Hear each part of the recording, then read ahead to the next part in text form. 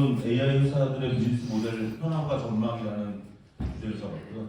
뒷부분으로 갈수록 좀 더 구체적인 내용들이 많이 발표가 되시는 것 같아요. 그래서 주로 오늘은 이제 비즈니스 어플리케이션스 오브 AI에 대한 날인데 저는 좀 더 브로드하게 비즈니스 모델 관점에서 말씀을 드리도록 하겠습니다. 제가 한 7, 8년 전인 것 같은데요. 세바시에서 당신의 비즈니스 모델은 무엇입니까라는 강의를 한 적이 있는데 그때 비즈니스 모델은 크게 세 가지 과정이다. 장클로드 라르시의 더 모멘텀 이펙트라는 책에서 이제 밸류 크리에이션, 밸류 딜리버리, 밸류 캡처로 이어지는 것이 이제 비즈니스 모델인데 AI도 결국은 이제 밸류를 어떻게 AI를 가지고 크리에이션해서 그래서 고객한테 전달해서 돈을 벌 것인가라는 이슈가 중요하게 될 것 같고요. 그다음에 이제 비즈니스 모델의 하나의 또 관점은 이제 하나의 제도다. 그러니까 결국 AI 회사들이 어떻게 새로운 어떤 룰 오브 게임을 만들어서 인더스트리를 형성해 나가고 수익을 창출해 나갈 것인가가 이유가 이슈가 되겠습니다.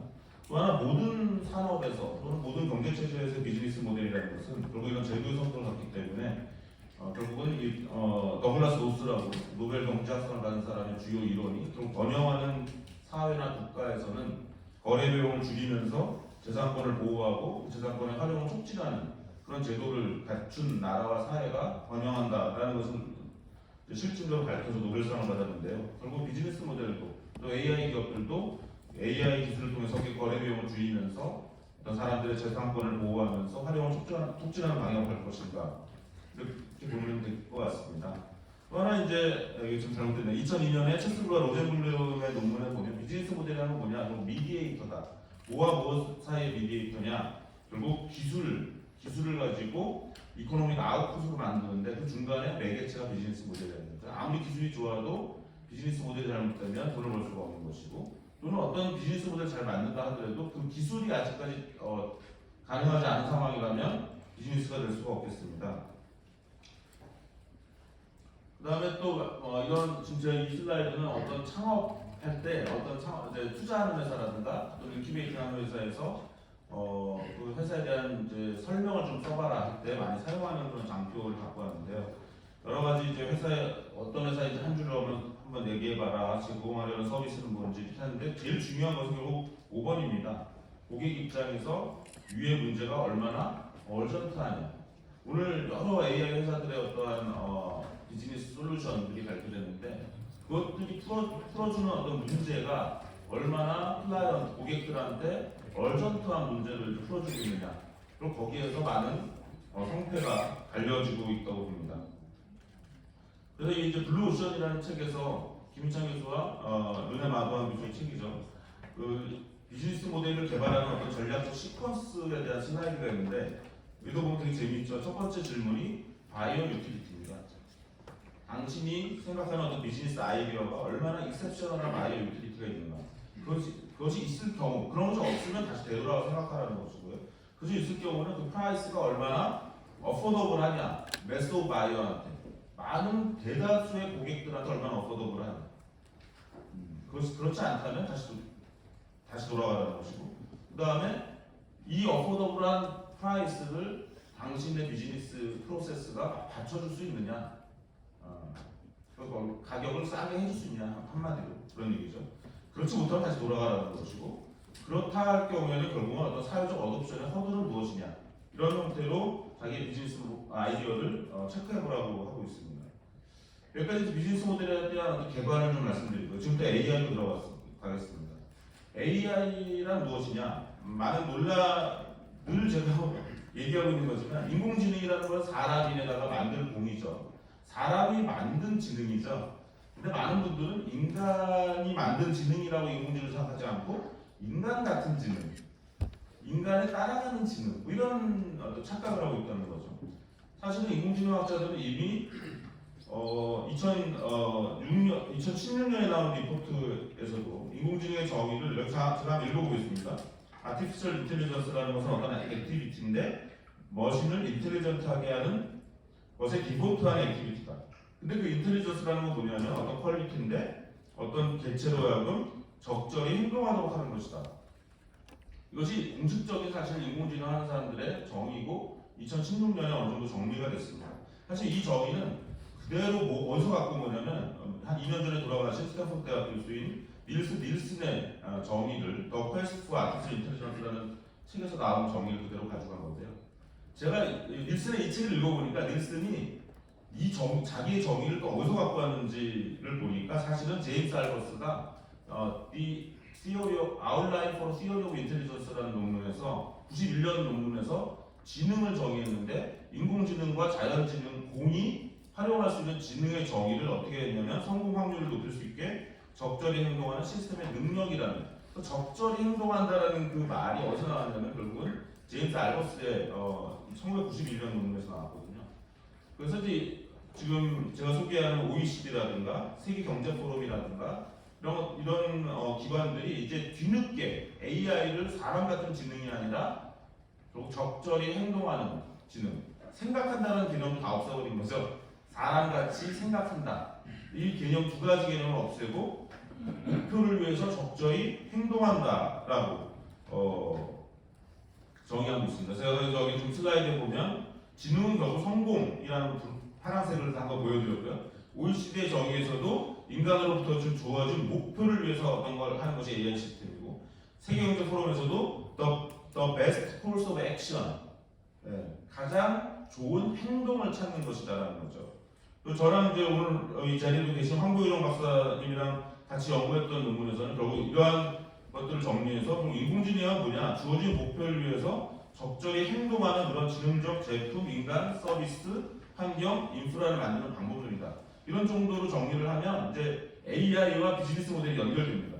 제가 오늘 이 슬라이드에서 처음 만든 내용이 AI 비즈니스 모델이라는 걸 정의해봤는데 AI 비즈니스 모델이라는 것은 결국 AI 기술을 통해서 비즈니스 목표를 위해 적절히 행동하는 그런 지능적인 제품, 지능적인 인간, 지능적인 서비스, 지능적인 환경, 지능적인 인프라를 만들어서 수익을 창출시키고 지속하는 그런 비즈니스 모델이다라고 이제 정의할 수가 있습니다. 제가 앞서 비즈니스 모델 정의와 AI 정의를 통해서 AI 비즈니스 모델의 정의에 좀 더 구체적으로 접근해 봤습니다.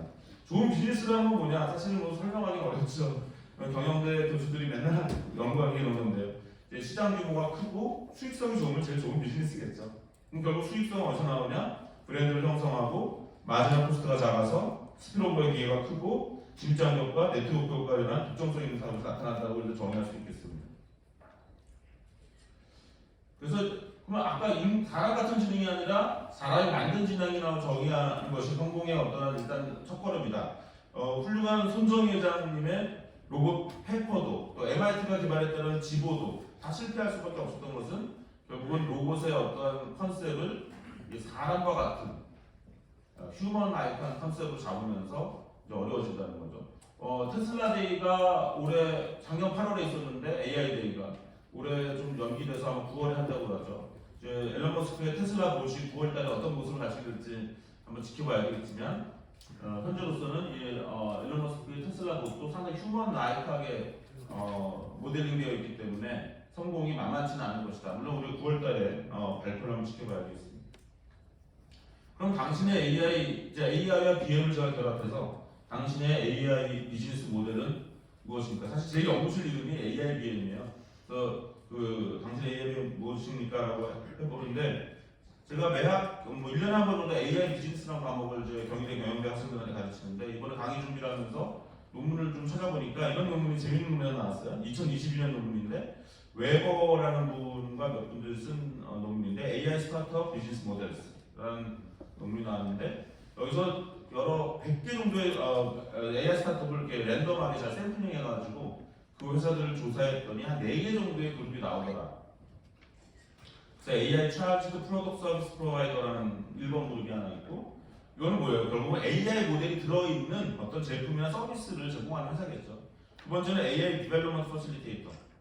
어떤 클라이언트 기업이 AI를 개발하는 걸 도와주는 회사겠죠. 오늘 많이 발표된 회사들이 아마 2번에 들어가는 회사가 아닌가 싶습니다.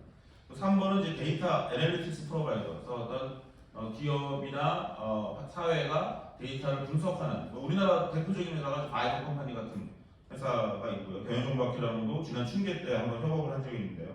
네 번째는 이제 딥테크 리서처라는 비즈니스 모델을 얘기하고 있습니다. 이제 전형적인 게 뭐 미국의 영국이죠. 사실 영국의 딥마인드, 구글 인수였지만 이런 회사들이 전형적인 딥텍 리서처. 좀 제가 이 논문을 읽으면서 좀 허무했어요. AI 비즈니스 모델이 이런 거 말고 엄청 많은데 이렇게 네 가지로만 정의하는 건 너무 약하다.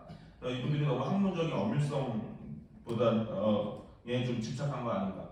저는 이제 오히려 임팩트에 주목할 필요가 있다. 그래서 여러 임팩트가 있는 AI 회사들, 사회에 많은 영향을 미치는 AI 회사들을 보면서 한번 AI 비즈니스 모델을 정리해 볼 필요가 있겠습니다. 제가 이런 걸 하는 이유가 사실은 2040년에 한국이 G3 정도까지 올라가려면 지금 AI 기업들이 그렇게 일을 해줘야 된다고 생각합니다. 우리가 20년 전에 한국에 싸이월드가 나왔잖아요. 싸이월드가 만약 잘 키워줬으면 어떻게 됐죠? 지금 세계 10대 기업이 됐죠. 페이스북을 이길 수 있었다는. 또 중국에 진출했던 네이버가 아웃게임을 인수해서 중국에 잘 진출했는데 만약 그 아웃게임이 제대로 성공했더라면 오늘날의 텐센트는 없었겠죠. 근데 텐센트한테 지면서 네이버가 중국 시장을 철수합니다. 그리고 네이버의 아웃게임을 이긴 텐센트가 결국 한국에 또 반대로 카카오에 투자를 하게 되죠. 카카오가 텐센트에 투자를 했어야 되는데 한 12년 전에 잘못돼서 오히려 카카오가 텐센트에 투자를 하게 되면서 카카오가 내수 기업을 전락하는 그런 역사적 아픔이 있습니다. 하지만 네이버는 이해진 사장은 다시 중국 진출에 실패에 굴하지 않고 일본으로 조용히 가서 라인을 성공시켜서 현재 아시아 최대 인터넷 기업이 결국 라인과 야후재팬이 합병한 그 기업이 결국은 아시아 최대 인터넷 기업이 된 거죠. 지난 20년 전 인터넷 혁명이 있었을 때 한국의 많은 좋은 창업가들이 세계적으로 진출하고 성공과 실패를 겪었죠. SK텔레콤 최태원 회장님은 인터넷 회사가 세계 최대의 어떤 플랫폼 기업이 될 거라는 걸 20년 전에 알고 뭐 넷즈고도 만들고 싸이월드 인수하고 엠파스도 인수하고 SK는 그런 노력을 했지만 그 최태원 회장의 어떤 그 비전을 이뤄내지 못했던 거죠. 그나마 네이버, 그다음에 카카오가 뒤늦게 웹툰 뭐 이런 정도로 해서 세계 시장을 가고 있는 그런 상황입니다. 저는 이제 오늘 이런 자리가 AI 우리가 만약 진짜 이 4차 산업혁명이라는 게 정말 맞는 얘기고 그 4차 산업혁명의 핵심 기술이 AI라면 여기를 통해서 나오는 많은 기업들이 20년 후에 세계 10대 기업이 한국에서 최소 3개가 나오면 적어도 한국은 세계 2, 3등 국가는 될 수 있을 것이라고 보고 있습니다. 그래서 이런 한국의 AI 스타트업들을 초기부터 싸이월드의 전철, 네이버 아웃게임의 전철을 밟지 않고 어떻게 한국의 이러한 AI 스타트업들, 좋은 비즈니스들을 세계적으로 키울 거냐는 데 굉장히 관심을 많이 갖고 있고요. 근데 이런 것은 창업가의 목만이 아니라 혁신은 보통 우리나라는 약간 산업공상이 아직도 남아있어가지고 기술은 기술하는 사람들, 사업하는 사람들만 해야 된다고 생각하는 거죠. 사실은 혁신은 기술하는 사람, 또 사업가만 하는 것이 아니라 사회 전체가 같이 해줘야 됩니다. 뭐 정부의 문제도 아니죠. 정부는 정말 역할이 굉장히 작아요. 민간, 이런 학회, 이런 경영학자들, 또 경영학을 공부하는 사람들, 또 기업에 계신 분들, 민간에 있는 분들이 해야 되는 일이라고 생각을 합니다. 그래서 이런 것들을 생각만 할 것이 아니라 실천을 해야 된다고 생각해서 2020년 가을에는 환경 비즈니스랑 AI 스타트업 25개를 선정을 한 사례가 있습니다. 당시 1등이 샌드버드, 2등이 리드가 나왔는데요. 재밌게도 그 다음 해에 바로 샌드버드와 리드가 유니콘으로 인정받게 되었습니다. 이 사업이 어떻게 점점 이렇게 하면서 이들 기업들을 하나씩 인터뷰하는 작업을 했고요. 그래서 사실은 오늘 뭐 교수님들도 와 계시고 대학원생들도 와 계신데 우리나라의 이런 좋은 AI 기업들 하나하나가 다 논문거리고 연구할 재료가 되겠습니다. 이걸 통해서 새로운 경영학이 나와야 되죠. 80년대 마이클 포터가 일본의 도요타나 일본의 자동차 회사의 어떤 위협받는 미국의 자동차 산업 제조업을 일으키기 위해서 어떻게 보면 마이클 포터의 어떤 경영학이 나오는 것이 아닌가라는 생각을 합니다. 그러다가 이제 90년대에는 이제 결국 마이크로소프트라는 새로운 회사를 설명하기 위한 경영학이 나왔다면 지금 이제 이런 AI 기업들을 설명하기 위한 경영학들, 그다음에 그 AI 기업들이 실제로 사회에서 활동하면서 일어나는 여러 가지 어려움과 이슈들을 연구하는 것이 가장 발전된 경영학을 하는 또 경영 정보학을 하는 그런 방법이라고 생각을 하고요. 한국의 어떤 경영 정보학자들이나 경영학자들은 굉장히 행운이다. 저는 이런 것들이 하나의 재료라고 생각을 합니다. 이 사업이 다행히 좀 더 커져서 작년에는 이제 AI 스타트업 25가 아니라 AI 스타트업 100을 발표를 했고요. KT랑 한국경제신문이 주도해서 결국은 했는데, 그래서 결국 이런 AI 스타트업 100이라는 책이 나오게 됐습니다. 이 그림을 잘 보시면 교통, 운송, 리테일, 세일즈 마케팅, 법률, 스마트 시티, 인테리어, 로봇, 스마트 팩토리, 미디어 콘텐트, 스마트 에너지, HR 서비스, 농축산, 헬스케어, 교육, 패션, 식음료, 금융보험 이런 식으로 어떤 산업 분야를, 응용 분야를 본 부분이 있고, 밑에 보면은 이제 크로스 인더스트리 AI 애플리케이션으로서 AI 솔루션 플랫폼, 요소 기술, 데이터 가공, AI 프로세서, 정보 보안, AI 컨설팅 적용 이런 정도로 나누고 있습니다. 아마 올해는 경영정보학회가 또 이런 AI 스타트업 100과 협업을 해서 좀 더 학술적이고 더 정확한 그런 분류와 비즈니스 모델을 발표하게 되지 않을까 싶은데요. 올해도 2022년 10월 19일 같은 날에 이거 어디죠? 잠실의 소피텔인가? 네, 거기서 아마 또 2022년 AI 스타트업 100이 발표됩니다. 이런 발표는 결국 아까 말씀드린 것처럼 이러한 기업들을 계속 키워서 민간이 주도해서 세계적인 기업으로 만드는 것이 한국의 어떤 미래 발전에 도움이 될 거라고 생각해서 진행하는 것이고요. 그런 것처럼 주요 AI 회사들하고 비즈니스 모델을 이용을 한번 보겠습니다. 아까 그 웨버의 논문을 웬만하면 또 이렇게 이용해 주는 게 좋겠죠. 그래서 이제 AI 디벨롭먼트 퍼실리테이터 회사를 한번 봤어요. 그래서 이 회사들이 잘못되면 이제 용역 회사예요. 네, 용역만 합니다. 기억하십니까? 25년 전에 웹사이트가 막 나올 때 웹 에이전시 회사들이 굉장히 많았어요. 하지만 지금은 그러니까 많은 기업들의 웹사이트를 개발해 주는 회사죠. 필요하긴 필요한데 지금은 그렇게 고부가치다는 건 아닙니다. 네이버나 다음에다가 키워드 검색하고 홈페이지 개발하고 검색하시면 어떻게 되죠? 홈페이지 개발업체 쭉 나오는데요. 그거 함부로 클릭하시면 안 됩니다. 그거 클릭하면 클릭당 10만 원을 내야 돼요. 그 회사들. 그러니까 뭐냐면 홈페이지 개발하는 회사들이 너무나 많기 때문에 이제는 키워드 검색 광고를 할 수밖에 없고 그거는 클릭당 10만 원. 그래도 할 만한 광고죠. 왜냐면 많은 광고 소규모 회사 사장님들이 우리 회사 홈페이지 정말 마음에 안 들어. 그러면 어떡하지? 네이버에 검색이나 해보자. 홈페이지 개발 검색하면은 회사도 쭉 나오고 그 중에 하나 누르면 10만 원이 나갑니다. 네, 광고비로 그 회사는 10만 원이 나가서 그 회사 홈페이지 가보면 이 회사 홈페이지 잘 만들었네. 여기다 우리 회사 맡길까? 홈페이지 그러면 500만 원, 1000만 원 주면서 홈페이지 개발 맡기면 10만 원 광고료 내고 1000만 원짜리 수주를 하게 되는 거죠. 제가 이제 말씀드리는 거는 25년 전에는 웹 개발, 사실은 뭐죠? NC소프트나 넥슨 같은 게임 회사 있잖아요. 그런 회사들도 1996년, 7년에는 다 홈페이지 개발하는 회사였습니다. 그게 좀 돈이 됐거든요. 많은 기업들의 홈페이지를 개발해주면서 그 돈을 받아서 게임을 개발하는 게 사실은 이제 NC소프트나 넥슨이고요. 다음도 마찬가지로 다음 커뮤니케이션에서 돈 많이 버는 회사는 옛날에는 웹사이트 개발해주는 사업부였어요. 하지만 아마 다음은 더 이상 웹사이트 개발해주지 않을 거예요. 이제 플랫폼 회사나 포털 비즈니스 모델로 가는 거죠. 사실은 지금 AI 디벨롭먼트 퍼실리테이터에 해당되는 용역 회사들이 웹 에이전시의 전철을 밟으면 안 된다고 생각을 합니다. 어떻게든지 용역 모델을 탈피해야 되는 거죠. 뒤에 잠깐 말씀드릴 수도 있을지 모르겠습니다만은 사실은 제가 연구했던 모델은 밸류 엔진이라는 모델이었어요. 밸류 엔진. 1차 산업혁명을 대표하는 비즈니스 모델의 유형은 밸류 샵이다. 2차 산업혁명을 대표하는 비즈니스 모델은 마이크 포토나 이런 걸로 유명한 밸류 체인이다. 그래서 이제 밸류 샵이라는 거는 결국은 장인들이 생산을 하는 것이고 신뢰와 명성이 중요하고 고객 문제를 해결하는 능력이 핵심 요소가 됩니다. 근데 2차 산업혁명의 어떤 대량 생산의 제조업이라는 것은 생산 과정을 일반적으로 연결함으로써 비용을 절감시키고 생산 속도를 획기적으로 발전시키는 데 있었죠. 그다음에 3차 산업혁명에서는 아마존, 구글, 페이스북, 네이버, 카카오 같은 이른바 밸류 네트워크 회사가 나온 거죠. 그럼 저의 연구적 관심은 4차 산업혁명을 대표하는 비즈니스 모델은 뭐냐는 거죠. 그래서 저는 이제 그것을 이제 밸류 엔진이다라고 보고 있는데요. 밸류 엔진이라는 건 뭐냐면 엔진이 뭡니까? 엔진이라는 것은 다른 에너지를 운동 에너지로 변환하는 기계입니다. 내연기관 자동차의 경우는 연료를 운동 에너지로 변환하는 것이죠.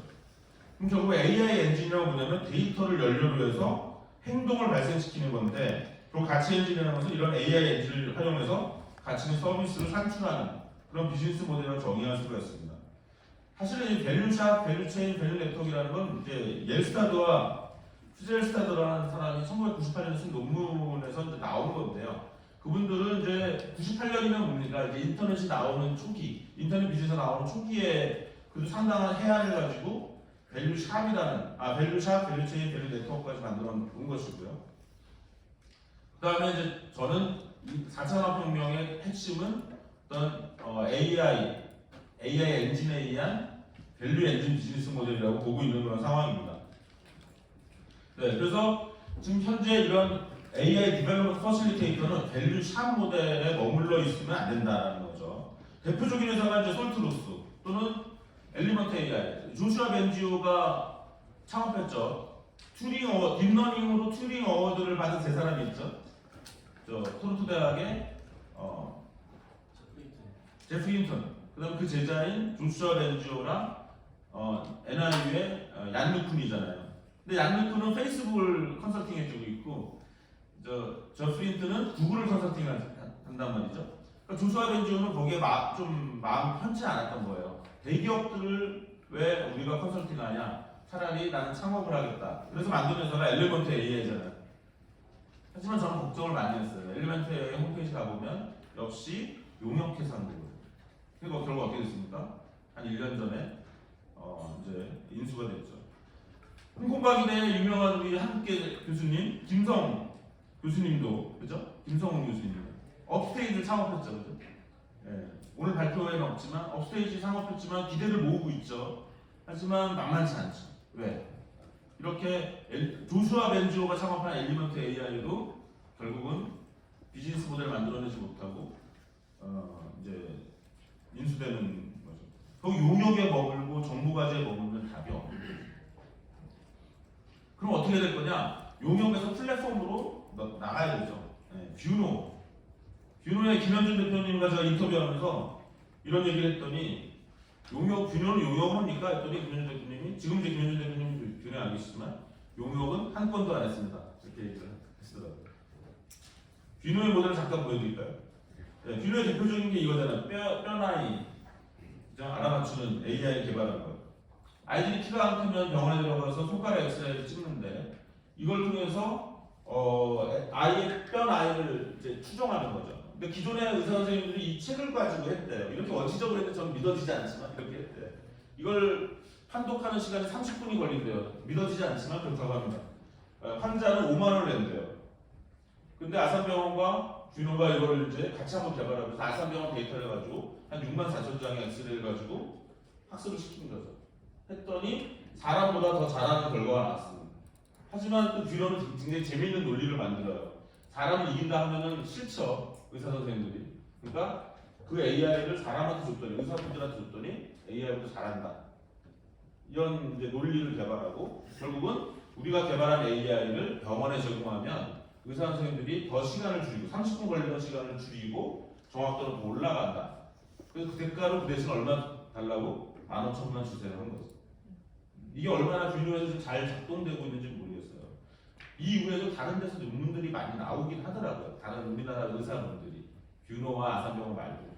어쨌든 저는 이 뷰노를 왜 그렇게 좋아했냐면은, 병원들은 데이터를 대고, 그 다음에 엑스퍼티즈를 대고 AI 영상을 만들어서, 그래서 아까 15,000원을 벌잖아요. 그 15,000원에서 나오는 수익의 영업이익을 이제 아산병원과 뷰노가 동등하게 분배한다는 거죠.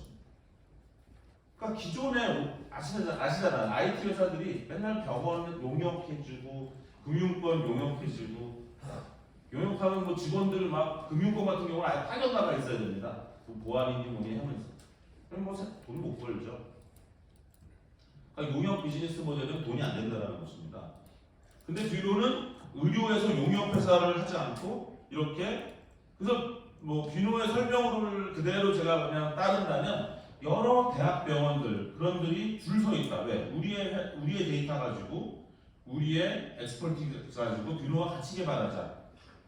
그래서 영업이익을 반분하자. 이 모델, 두 비즈니스 모델이라는 것은 아까 말씀드린 것처럼 재산권을 보호하고 활용을 하면서 거래 비용을 줄이는 데 있는데 비노가 그러한 어떤 의료 분야에서 비즈니스 모델을 좀 만들었다라고 생각을 했던 거거든요. 최근에 루닛이 상장을 했죠. 루닛 상장하길래 제가 비노 주식을 그동안 안 사고 있다가 샀어요. 루닛과 비노 한번 이렇게 경쟁을 시켜보려고요. 저는 뭐 루닛은 별로 안 좋아해요. 왜냐, 루닛은 암을 정복하겠대. 저는 그런 건 약간 좀 뻥이라고 생각하거든요. 비노는 암을 정복하겠다 이런 게 아니라 병원에서 일어나는 여러 가지 일 중에서 AI가 할 수 있는 걸 만들어서 윈윈 비즈니스 모델 만들겠다 이런 어프로치라면 루닛은 멋지긴 멋져요. 암을 정복하겠다. 글쎄요, AI로 암이 정복될까? 이런 것들은 아주 그냥 편하게 듣는 사람들한테 듣지만 전문가들의 얘기 아니라는 거죠. 제 생각입니다. 플리토라는 회사도 보면 되게 재밌죠. 처음에는 AI와 상관없는 회사였어요. 집단지성 거래 플랫폼 회사인데 AI가 들어오면서 오히려 더 사업이 커지는 되게 재밌는 것을 보여줬고요. 제가 이 슬라이드는 나중에 다시 한번 돌아와 보겠습니다. 그래서 이제 당신의 AI 비행은 무엇입니까? 저는 이제 이런 것들을 설명하면서 밸류 엔진 모델이라는 걸 한번 개발을 해봤습니다. 저희 연구실을 졸업한 손동성 씨랑 같이 연구했던 건데요. 밸류 엔진의 기본 모델은 아까 AI의 정의가 기억나세요? 사람 같은 걸 만드는 게 아니라 어떤 주어진 목표를 위해서 적절히 행동하는 어떤 것들을 만드는 거라는 거죠. 결국 목표라는 것이 있다는 거죠. 근데 요즘 많은 AI는 머신러닝에 기반해서 만들어지기 때문에 데이터가 또 있어야 되고요.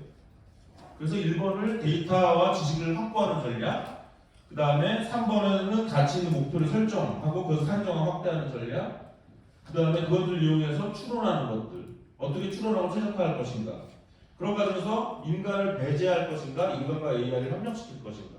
이거는 산업 분야마다 굉장히 다릅니다. 의료나 자동차 같은 경우는 인간을 배제하기가 만만치가 않죠. 사고가 나면 위험한 사람이 죽거나 하는 일이 일어나기 때문에.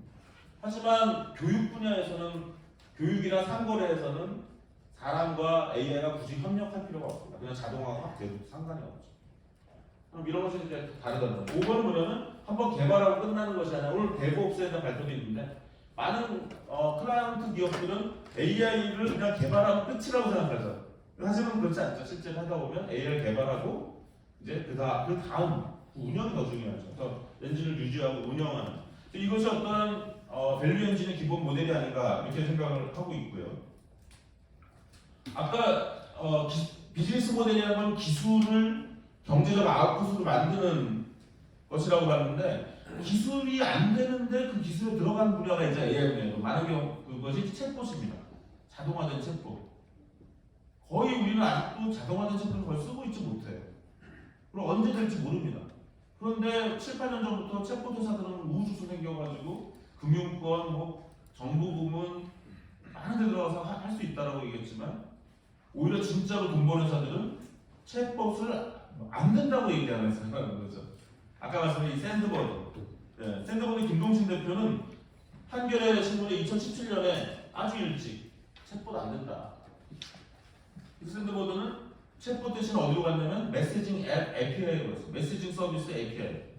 그러니까 모든 전 세계 회사들이 채팅을 할 수 있고 고객과 채팅을 하는데 그 API를 개발했죠. 그래서 지금 시장 점유율 1위죠, 전 세계적으로. 이 김동신 대표의 꿈은 전 세계 모든 사람들이 한 달에 한 번 정도는 우리 회사의 채팅 API를 쓰게 하고 싶다. 순서를 바꾸는 거죠.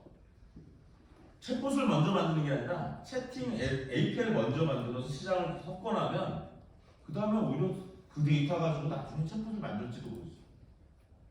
순서를 잘 맞춰야 이게 사업이 성공하지. 뭐 아시다시피 많은 채팅, 빅스비, 삼성전자도 빅스비 때문에 골칫덩어리죠. 그죠? 페이스북은 옛날에 챗봇 서비스 앱을 중단시켰고요. 최근에 제가 동아일보 쓰는 글도 오늘도 AI 휴먼이 발표되고 합니다만은 저는 참 AI 휴먼이라는 게 전 세계에 없는 얘기를 우리나라만 하고 있어요. AI 휴먼 없어요. 다른 나라에는 없습니다. AI 휴먼은 비즈니스 자체가 조금 걱정이 되는 분야입니다.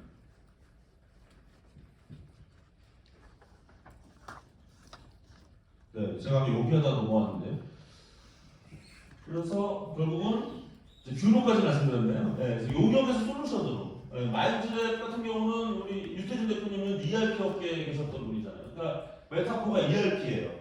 그래서 AI 회사가 돈을 벌고 사회 기여하려면 ERP처럼 돼야 된다. 이제 열심히 이제 마인드랩도 그쪽으로 가고 있는 거죠. 얼마나 성공할지 이제 두고 봐야 되는 겁니다. 하지만 용역에서 계속 이벤트에 머무는 회사들도 이제 있다는 거예요. 뭔가 밸류를 보여주지 않고 보여주기만 합니다. 챗봇, 뭐 가상인간 보여주긴 하는데 실제로 안 돌아가. 막 언론엔 유명한데 될까요? 그런 건 오래 안 간다. 네, 그런데 AI에서 플랫폼 회사, 아까 말씀 플리토 같은 경우는 원래 플랫폼 회사인데 AI가 들어온 경우고, 원티드랩 같은 경우는 AI로 새로운 플랫폼을 만드는 회사. 류이드 장영준 대표한테 제가 늘 주문하는 얘기지만 류이드는 아직 플랫폼 회사가 아니야. 플랫폼 회사로 갈 겁니까? 아직 못 가고 계신 것 같아요. 그래서 저는 이제 류이드 같은 경우는 AI 베이스 엔진 회사라고 얘기해요. 또 꼭 플랫폼으로 가야 될 필요는 없을 수도 있죠. 그 다음에 이제 류이드의 산타트릭이나 비프로 컴퍼니나 슈퍼빈 같은 데는 이제 AI 차지, 아까 그 레버의 논문에 따르면 AI 차지 프로덕트 서비스 프로바이더인데 이것은 밸류 체인 모델이죠. 그다음에 요즘 이제 가장 각광받는 것이 이제 하이퍼스케일 랭귀지 모델이죠. 초보다 언어 모델. 오픈 AI GPT-3라든가 네이버 하이퍼플러가 최근 구글이 발표한 팜. 저는 이걸 비즈니스 모델과 좀 이제 중요한 것으로 보고는 있습니다. 구글에서도 서치 엔진이 나온 한 1997년쯤 느낌? 당시에 막 구글 창업이 98년이죠 정확하게는 아마. 근데 그때 막 논문이 나오기 시작해서 페이지 랭크 알고리즘. 학자들이 이거 괜찮은데 했는데 결국 그 논문 그 알고리즘 하나가 전 세계적 지금 세계 최대 회사를 만들어낸 거죠. 하지만 구글도 한 2001년까지 손가락 빨았잖아요. 돈을 못 벌었어요. 근데 누가 돈을 벌게 해줬냐면 사실은 칼텍 출신들, 구글은 스탠포드 출신들이지만 이제 LA의 칼텍 출신들이 오버추어라 원래는 고투닷컴이라는 회사를 만들었는데 그 회사 이름을 바꾸고 오버추어라고 바꿔서 키워드 검색 광고 비즈니스 모델과 그 구글의 서치가 결합되면서 비로소 수익성이 생긴 거죠. 지금 GPT-3 같은 것이 나오기 하이퍼 스케일 랭귀지 모델이 약간 그런 느낌이 있다. 그래서 아시다시피 오픈 AI GPT-3는 마이크로소프트가 이제 라이센스를 독점 계약을 해서 마이크로소프트가 비즈니스를 하고 있는 거죠. 근데 너무 부러운 모델이죠. 예. 스타트업이 열심히 개발하고 났더니 대기업이 라이센싱을 확 빨리 해줘요. 아까 최태원 회장님 모델인 거죠. 네.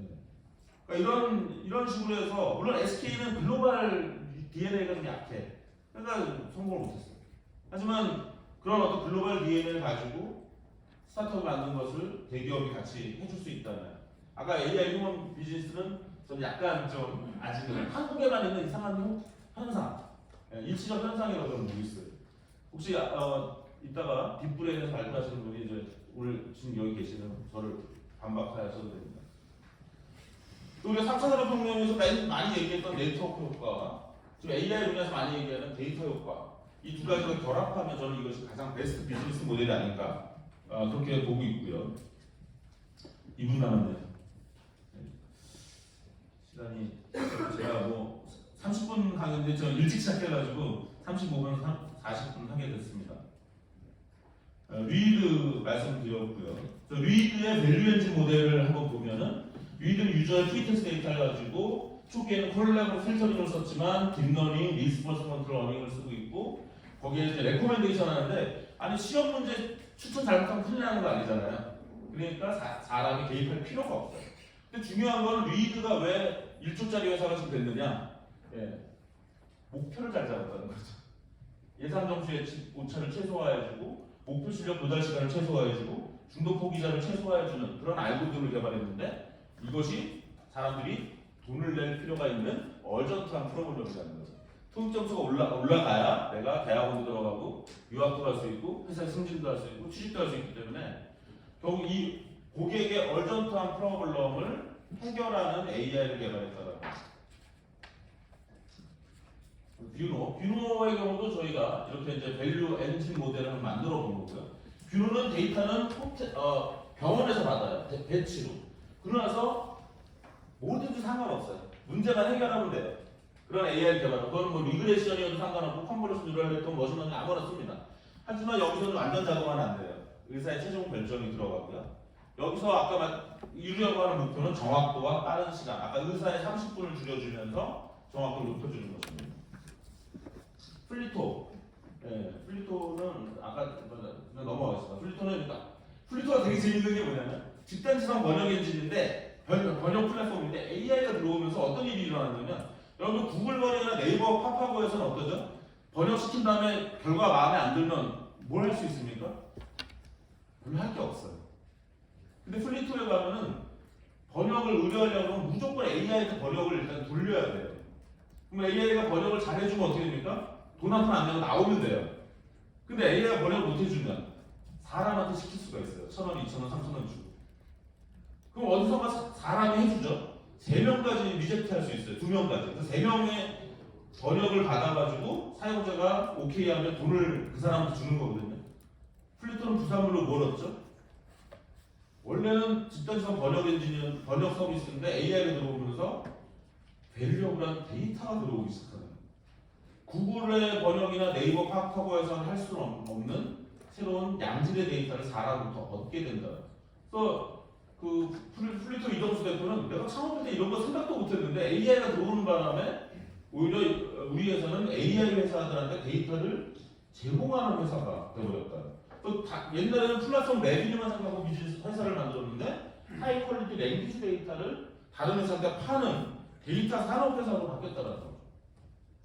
빅프로11 같은 건 아예 뭐 본투비 글로벌 너무 재밌는 사례고요. 슈퍼빈 뭐 이런 사례들을 밸류 엔진으로 그다음에 이제 웨이모와 테슬라 뭐 시간이 되면 이런 테슬라와 웨이모 원의 비즈니스 모델도 좀 말씀드리고 싶겠습니다만 넘어가겠습니다. 제가 연구하고 있는 것도 살짝 말씀드리는 게 좀 좋을 것 같습니다. 저는 그래서 이런 두 가지를 좀 결합한 걸 좀 연구하고 있는데요. 그래서 제가 연구하고 있는 건 하이스 인포텍이랑 사용자 중심 보편적 상거래 인공지능 엔진에 기반한 AI 공유 플랫폼이라는 걸 연구하고 있는데요. GPT-3가 뭡니까? 전 세계 모든 영어 문장을 다 긁어봤잖아요. 무식한 사람들이고 정말 어떻게 전 세계 영어 문장을 다 긁어볼 수 있죠? 그걸 다 긁어 모아서 학습을 시켰죠. 학습을 시켜가지고 했더니 그럼 뭐가 됩니까? 오토매틱 뉴 센텐스 코드 제너레이션이 돼요. 너무 신기하죠. 하지만 완성도는 어떻습니까? 많이 부족하죠. 그래서 인간의 개입이 필요합니다. 이게 이제 GPT-3의 밸류 엔진 모델이라고 저는 좀 보는데요. 제가 하고 있는 건 뭐냐면 이런 오픈AI GPT-3는 전 세계에 존재하는 모든 영어 문서라면 저는 이걸 영수증에 쓰고 있어요.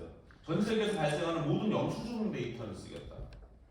그래서 어떤 물건을 사는 사람이 어떤 물건을 사는지를 잘 레코멘데이션 하다 보면 타겟 마케팅도 되고 새로운 제품 계획도 되고 수요 지입도 되고 어떤 사업 컬래버레이션 기획도 되고 머처 디스커버리 되고 프로덕트 번들링, 프로셀링, 이벤트 프로모션까지 되지 않습니다. 이런 식으로 접근해서 연구를 하고 있고요. 저희가 연구하는 과정이 되게 재밌어요. 이거 실제로 울산에서 돌아가고 있는 울산 배달이라는 배달 서비스에 집어넣은 건데요. 어떤 분이 오리지널 치킨, 북달과 족발, 버블 불고기 피자를 먹었는데 이 사람한테 다음 추천을 시켰더니 저희 AI 시스템이 로제 치킨 세트라는 걸 추천한 거예요. 근데 당시에 로제 치킨 세트라는 것은 세상에 없었습니다. 근데 이게 자연어 기반의 추천 엔진을 만드는 게 이런 일이 일어나요. 얘가 엉뚱한 얘기를 하는 거예요. 근데 우리가 채팅에서는 엉뚱한 얘기하면 실수죠. 그죠? 그래서 제가 아까 챗봇 자동화가 되게 어렵다는 겁니다. 얘가 엉뚱한 얘기라고 합니다. 근데 물건을 추천할 때는 엉뚱한 걸 하면은 그래서 저희가 어떻게 했냐면 롯데 치킨 세트 나오길래 할 수 없이 존재하지 않는 상품이길래 이상 상품을 탐색해서 로제 떡볶이를 추천할 수밖에 없었거든요. 저희 시스템에서는. 근데 얘가 로제 치킨 세트 얘가 보면 제육 토스트, 낙지 크림 스파게티, 로제 치킨 세트 같은 현실에 존재하는 상품을 자꾸 추천하는 거예요. 아, 이거는 현실에 존재하지 않는 게 문제다 오히려. 이건 뭐죠? 상품 기획의 아이디어로 쓸 수 있다는 거. 그래서 지금 이제 한국 프랜차이즈 협회랑 홈페이지 이런 것들을 이제 제공하는 그런 비즈니스를 좀 준비하고 있고, 그리고 사람이 생성한 데이터가 아닌 AI가 생성한 결과를 가지고 빅데이터 분석해서 상품 기획 아이디어를 제공하는 이런 일을 하고 있습니다. 근데 이런 AI를 개발하기 위해서 사람들이 데이터를 줄까요? 영수증 데이터를? 줄 리가 없죠. 누가 줍니까? 그럼 결국 어떻게 해야 되느냐? 연합학습을 해야 된다는 거죠. 또 AI 공유 플랫폼. 오늘 니아에서 많이 오셨지만 지난 4, 5년간 데이터 정부에서 돈 많이 만들어서 데이터 만들면 어떤 일이 일어났습니까? 좋은 일도 일어났지만 많은 회사 대표가 저한테 이메일을 보내요. 데이터 댐이나 데이터 뉴딜 사업에 참여해가지고 데이터를 만들어서 가장 나쁜 데이터를 공급한다는 거예요. 여러분 같은 집에 있는 옷을 공유하자 그러면 어떻게 하시겠어요? 좋은 옷 공유하시겠어요? 가장 안 쓰고 싫어하는 옷을 버리겠죠? 공유하겠죠? 데이터를 공유한다는 것은 현실적이지 않다는 것입니다. 저는 리아도 이제 데이터 공유에서 AI 공유로 넘어가시길 바라요. 제가 대구에서 공무원분들한테 얘기해서 대구가 데이터 산업이 뭐 대구의 핵심 산업으로 선정됐다고 해서 한번 강의했더니 대구 공무원분들이 막 제 손을 막 잡는 거예요. 맞아요. 데이터 공유 아무도 안 해요. 그건 말도 안 되는 얘기예요. 그래서 보면 데이터 공유가 아니라 AI 공유라는 거죠. 개인도 기업도 자기의 데이터를 공유하려고 하지 않아요. 아까 영수증 데이터 공유하지 않아요. 중요한 건 AI를 공유하라는 것입니다. 지금 전 세계 여기 보시면 월스트리트저널에서 2020년에 우리나라도 좀 돈 세탁 문제가 되고 있잖아요. 여기 보시면 20개 국가가 리얼타임 인포메이션 쉐어링을 하겠다고 협약을 했는데 이게 월킹하지 않아서 이건 어떻게 하느냐? 페더레이트 러닝을 쓴다는 거죠. 영국과 미국이 데이터를 공유하는 게 아니라 AI를 공유하는 형태로 접근합니다. 의료 분야, 시간이 많이 들어요. 네, 그래서 저는 이제 데이터의 공유가 아닌 AI 공유의 형태로 가야 된다. 이렇게 해서 연구를 하고 있고요. 그래서 이런 유저 센트릭 AI 쉐어링 플랫폼이라는 그런 비즈니스 모델을 개발하면서, 근데 이것도 오늘 이렇게 너무 솔직하게 얘기하는 게 맞는지 모르겠습니다만은 기술은 개발이 되는데 이걸로 어떻게 돈을 벌어야 될지 아직 모르겠어요. 정확하지 않아요. 그래서 늘 보면 기술과 비즈니스 모델이 왔다 갔다 하는 거죠. 네. 하지만 결국 제가 그래서 요즘 아담 스미스의 독보론을 다시 읽고 있어요. 아담 스미스가 뭐라고 했냐면, 야, 핀을 하루에 혼자 만들려고 그러면 하루에 20개밖에 못 만든다. 근데 10명이 협업을 해서 분업을 해. 그럼 하루에 1인당 48,000개를 만든다. 지난 20, 30년간의 AI 개발이라는 것이 간의 수공업, 혼자 핀을 만드는 일을 하고 있더라고요. 그게 아니라 어떻게 우리가 일을 나누고 분업을 하고 공유함으로써 AI를 폭발적으로 생산시킬 것인가. 저는 그러한 지금 것에 와 있고, 그런 방법을 우리 인류가 1, 2년 전에 몰랐다고 생각해요. 그것이 이제 기법적으로 페더레이트 러닝, AI 쉐어링이라는 기법을 통해서 결국은 만들어질 것이다. 근데 이들 간의 AI 공유가 할 때 그걸 피어 투 피어로 할 것이냐, 블록체인처럼, 그거는 그렇게 피어 투 피어 탈중앙화가 굉장히 멋진 것 같지만 실제로는 잘 워킹하지 않는다고요. 결국은 우리가 어떤 인터미디어리가 있어요. 거래 비용을 줄이려고. 그래서 이거 인터미디어리가 결국은 플랫폼의 역할을 해서 AI를 공유시켜서 생산성을 비약적으로 발전시키는 그러한 형태로 가야 된다고 봅니다. 그래서 우리가 웹에서 웹 2.0, 요즘 웹 3를 얘기하는데, 웹 3는 디센트럴라이즈에서 피어 투 피어가 되고, 뭐 디파이, NFT, DAO 멋지죠. 되게 멋져 보이는데 현실적으로 책임성이 너무 약해. 책임과 신뢰가 너무 약해. 그래서 잠깐 돈 벌고 튀는 애들만 계속 나타나는 거예요. 또 웹이라는 것이 결국은 저는 그냥 웹3가 아니라 비욘드, 넥스트 웹3가 되어서 현재 웹3에다가 트러스트, 또 AI3가 결합이 되었어요. 그럼 AI는 옛날에 AI는 심볼릭 AI, 룰 베이스 AI였다면 지금 이제 막 발전되는 게 커넥셔니스트 AI, 딥러닝 AI. 그런데 현재 한계점은 홈메이드 AI라는 것입니다. 간의 수공업 방식. 그러니 발전이 없어요. 집에서 핀을 만들고 있다는 거죠, 혼자. 그리고 어떻게 우리가 대량 생산하고 연결할 것인가? 결국 세워도 된 페더레이트 AI, 아이솔레이트드 AI가 아니고 홈메이드 AI가 아닌 어떻게 매스 프로듀스 하면서 매스 커스터마이즈 하는 AI를 만들 것인가? 그런 것들이 하나의 화두가 될 것 같습니다. 제가 9분이나 더 초과해서 너무너무 죄송한데 여기서 마치겠습니다. 고맙습니다.